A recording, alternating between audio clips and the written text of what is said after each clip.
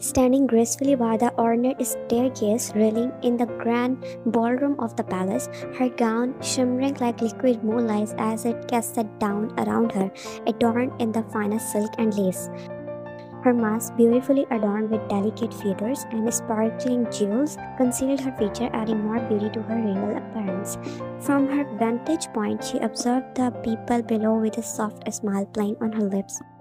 Tonight was a special occasion, a rare event where the king had opened the doors for the palace, invite common people to join in the festivities.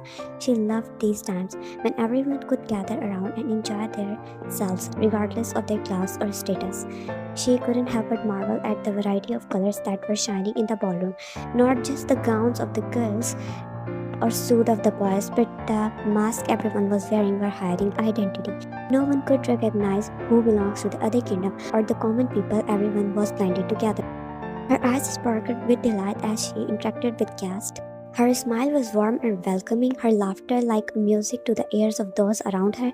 Observing everyone, her attention was suddenly drawn to a figure. He was holding a glass of champagne in his hands. His gaze locked with hers that sent a shiver down her spine. He was dressed simply, which can be seen as one of the common people rather than royalty. There was an undeniable elegance to him. The mask he wore made him seem even more mysterious. It was not fancy like the others, but there was something intriguing about it that caught the prince's attention. But it was his eyes that truly captured her attention. They were pools of rich brown, deep and soulful, with a hint of warmth that made her feel as though she were being bathed in sunlight. She wanted to look away from his captivating eyes, yet she found herself unable to look away from him. There was something about him that called a silent invitation that she couldn't resist. It felt like a silent competition who would break the eye contact first. It felt like the other in the ballroom had disappeared, just the two of them gazing in each other's soul. A flutter of excitement in her chest. Who was he? She wondered. Who was he? She wondered. And what secret did he hold behind those captivating eyes? Her foot moved on her own towards his direction, like she wanted to know the person behind those dark orbs. Her curiosity burning like a flame in her heart, but just as she took a step forward, she was abruptly halted by the collision. Yun looked down to see a small boy, his eyes wide as he stumbled backward. Oh, I'm terribly sorry, she exclaimed, bending down to help the boy to his feet. Are you alright, little prince? I'm sorry, your highness. He bowed low in apology, his cheeks glowing even red. There's no need to apologize, little one. Are you hurt? No, your highness. I'm fine, thank you. The boy looked around 5 to 6 years old. The way his cute chubby cheeks were red, she found him cute. How did you recognize me, I thought I hid myself pretty well behind this mask. She asked him in curiosity, and the small boy looked up at her. I'm sorry, I didn't mean to. You're kind and beautiful. It felt like you must be a princess. Her smile widened and her heart melted at his innocent confession. She reached out and gently lifted his chin, meeting his scared gaze with a warm smile. Thank you, little prince. That's very sweet of you to say. But I'm not a prince, I'm a commoner. You may not be a prince, but you have a heart of one. The 6 years old boy eyes widened in surprise, a shy smile gracing his lips. Can I dance with you later? Of course, I do be honored to dance with you. The boy's cheeks reddened more, and he tiptoed quickly, pecking her cheeks before running away. Yun couldn't help but chuckle. She watched him go with a fond smile, touched by his innocence. Her gaze returned once more to the spot where she had seen the mysterious figure standing, but there was no sign of him. She turned to make her way back to other guests. Yun's smile brightened, and the room seemed to bathe in softer light. The lively background. That's when she felt a tap on her finger interrupted her thoughts. Looking down, she was met with the familiar sight of the smaller boy, his bright smile mirroring her own. Your Highness, may I have this dance? He said, bending on his knees, offering his hand to her, and she was impressed by the boy's confidence, couldn't help but coo at his call.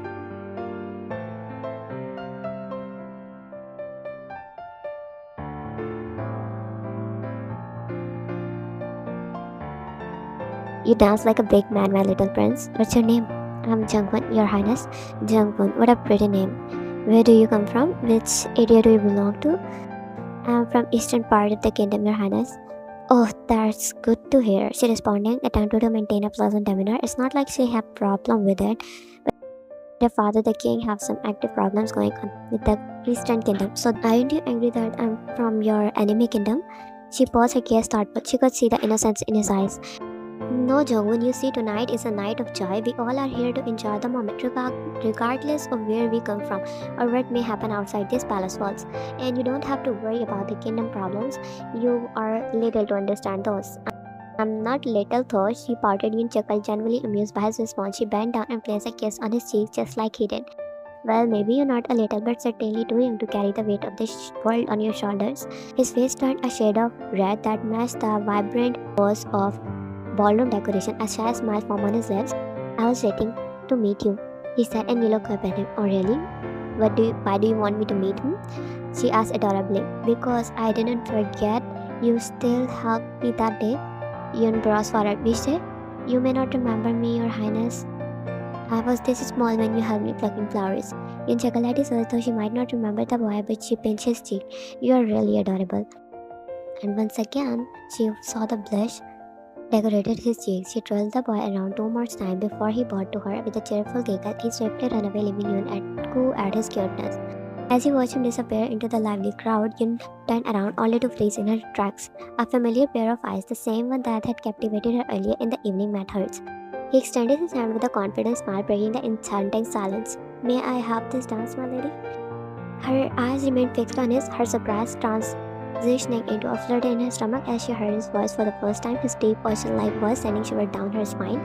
Her gaze traveled from his intense gaze to outstretched hand, and she felt a rush of words on her lips. Yes, you may. Her voice, almost a whisper, never in her life she felt lost on words that much. Without hesitation, she placed her smaller hand on his larger one. As their hand marched, a surge of warmth energy passed through them. He guided her to mid of the ballroom as they began to move to the slow rhythm of the music.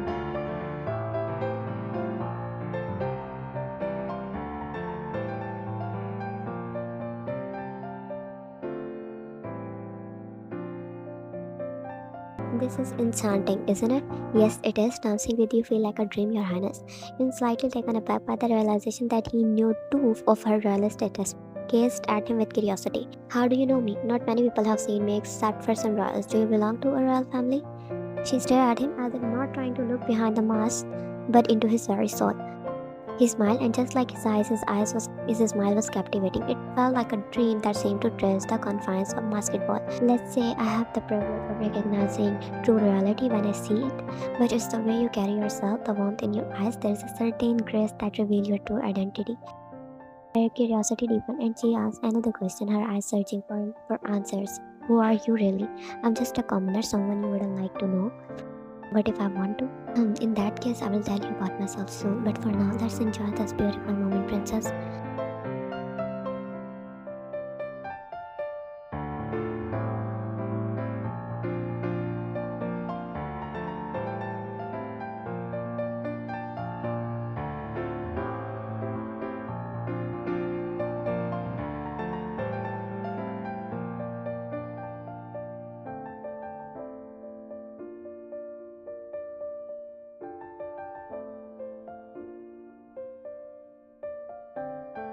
Your Highness, would you like some refreshments?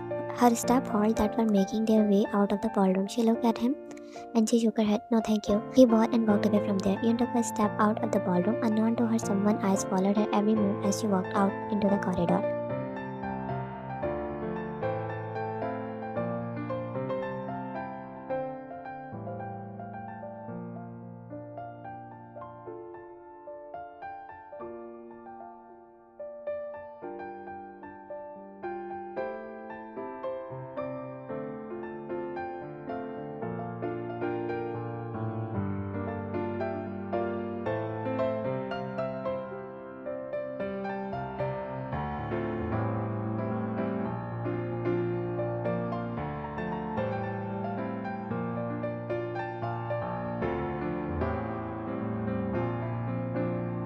Relax, Your Highness, I didn't mean any harm.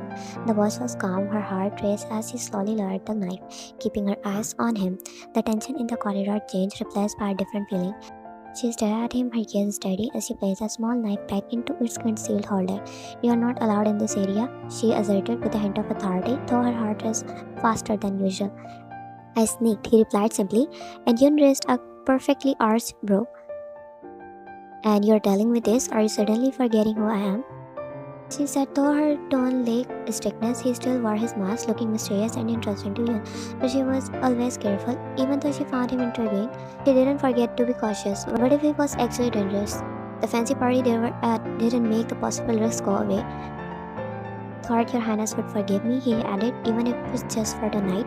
She placed the knife back into her belt, turned around, her gaze fixed ahead, although she could feel his intense, burning gaze into hers. About these, he said, extending the glass of drink towards her. A special one for the night. Yun stared at the glass, her eyes flickering from the tempting beverage to his masked face. And how would I believe you didn't put poison in it? She said, raising her eyebrow, and she thought he would panic and explain her that was not the case, or maybe it is, but instead she heard the deep chuckle escaping his lips. I would never thought of such an act, your highness, he said, his tone steady. However, it was that followed the shiver down her spine. I do sooner die than to harm you. Her gaze remained locked onto his as he placed the corner of the glass in his mouth, taking a sip. His eyes poured into hers, a challenge and an invitation all at once. A smile played on his lips before he forwarded the glass to hers. Your turn, he said, the challenge in his eyes, daring her to trust him. She hesitated for a moment, her eyes never leaving his, but she took the glass, her fingers brushing against his for the briefest moment. The chill of the drink contrasted with the warmth of his gaze. She lifted it to her lips, taking a cautious sip. As the liquid touched her tongue, a corner of her lip lifted in a response to its unique flavor. The drink tasted different, not in a weird way, but in more refreshing. Yun had not experienced before. While she was not particularly fond of liquor or alcohol, she found herself intrigued by his new flavor. The taste, she began, attempted to find words to ask him more about it. It's a blend of rare fruits and herbs, your highness. She nodded and took a sip of drink. She couldn't shake off her curiosity. His boldness fascinated her, how he confidently looked into her eyes, asked her to dance, and now offered her a special drink. It was as strange as common people kept their distance and showed respect to reality by avoiding eye contact. Why did you come here? She asked, sounding both cautious and serious. Same reason as everyone's, your highness, for the occasion. It doesn't seem like it, Yin responded, her eyes narrowing a bit. There was something mysterious about him that went beyond the usual reason for here. Do you want to know the truth? He asked, taking a step in closer. She nodded. I wanted to see you, princess, he admitted with a low voice. She held her breath. Her mind wrestled with question. How did he know her? How did he want to see her? And how did he manage to be here, among people of reality, if he was not one of them? She hesitated for a moment and spoke. I want you to remove your mask. There was a silence, as if his eyes were on hers, and then his lips slightly curved up. It's an order or a request? He asked. A request, she replied, her voice steady but her heartbeat betraying the pulsating tension of the moment. He smiled, stepping forward, taking her hand in his, a gentle smile, a gentle kiss pressed against her knuckles, his lips brushed against her skin, causing goosebumps on her body. Perhaps I will reveal my face some other time when we meet again, he said. Before Yun could reply, another person walked into the corridor. Yun raised her eyebrow. The man went up to him, whispered something in his ear. His eyes showed a little bit panic, which was very different from how calm he was before. After a quick nod, the person left. I had to leave, your highness. Where and who was that man? What's going on in our kingdom? Most importantly, who are you? Her brows wrinkled, her tone tense. I will give you answer the next time, he replied. Yun couldn't help but feel sadness enveloping her. And when is the next time? I can't guarantee, princess, but I will come again, and the next time there will be no secret, he reassured her. How would I recognize you the next time we meet?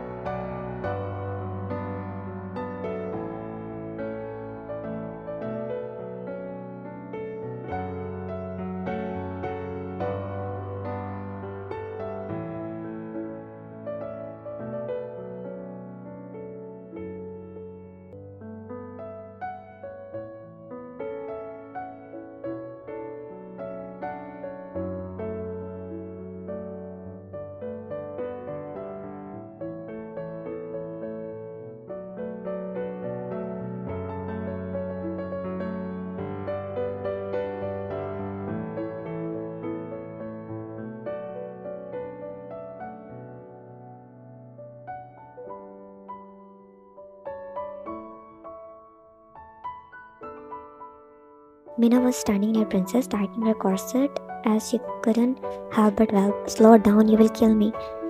Sorry, Princess, my bad. You still can't get used to it, even after wearing them for years. What are you trying to say? Nothing, she replied innocently. Yun shook her head as she moved to dress her and reached for the makeup and stopped her. I don't want to do makeup today.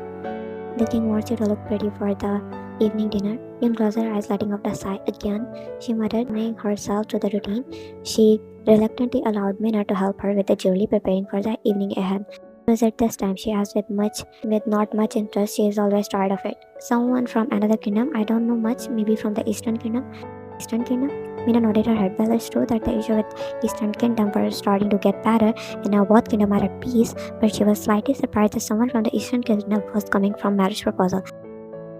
Yes, for the past year, Yun had been receiving marriage proposal as she turned 21, yet she rejected them all, driven by the memory of mysterious masked person, a person she danced with, kissed, and with a lasting imprint on her mind.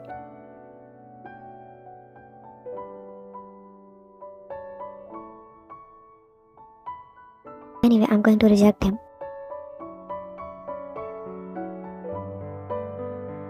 Mina sighed, her body growing.